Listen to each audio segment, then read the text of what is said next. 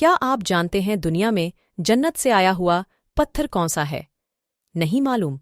تو ہم آپ کو بتاتے ہیں۔ دنیا میں جنت سے آنے والا پتھر حجر اسود ہے، جس کے بارے میں رسول اللہ نے فرمایا حجر اسود دودھ سے بھی زیادہ سفید تھا، جسے اولاد آدم کے گناہوں نے سیاہ کر دیا ہے۔ سنن ترمذی حدیث نمبر 877۔ روایات کے مطابق جب حضرت ابراہیم علیہ السلام اور ان کے بیٹے حضرت اسماعیل علیہ السلام خانہ کعبہ کی تعمیر کر رہے تھے تو حضرت جبرائیل نے یہ پتھر جنت سے لا کر دیا، جسے حضرت ابراہیم علیہ السلام نے اپنے ہاتھوں سے دیوار کعبہ میں نصب کیا۔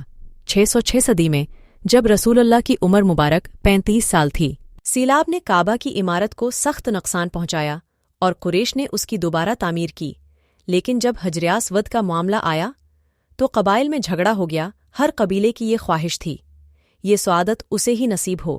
رسول اللہ نے حجر اسود کو ایک چادر میں رکھا اور تمام سردارانی قبائل سے کہا کہ وہ چادر کے کونے کو پکڑ کر اٹھائیں۔ سب نے مل کر چادر کو اٹھایا، اور جب چادر اس مقام پر پہنچی جہاں اس کو رکھا جانا تھا تو آپ نے اپنے مبارک ہاتھوں سے اس کو دیوار کعبہ میں نصب کر دیا۔ حجر اسود جو کعبہ کی جنوب مشرقی دیوار میں نصب ہے، اس کے 3 بڑے اور مختلف شکلوں کے چھوٹے چھوٹے ٹکڑے ہیں۔ یہ ٹکڑے اندازاً 2.5 فٹ قطر کے دائرے میں جڑے ہوئے ہیں، جن کے گرد چاندی کا گول دائرہ بنا ہوا ہے۔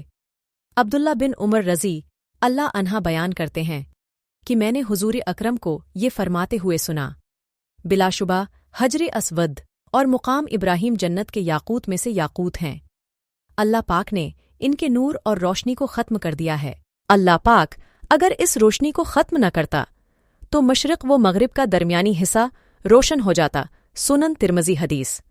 ایک حدیث کے مطابق حجر اسود کو چھونا گناہوں کا کفارہ ہے۔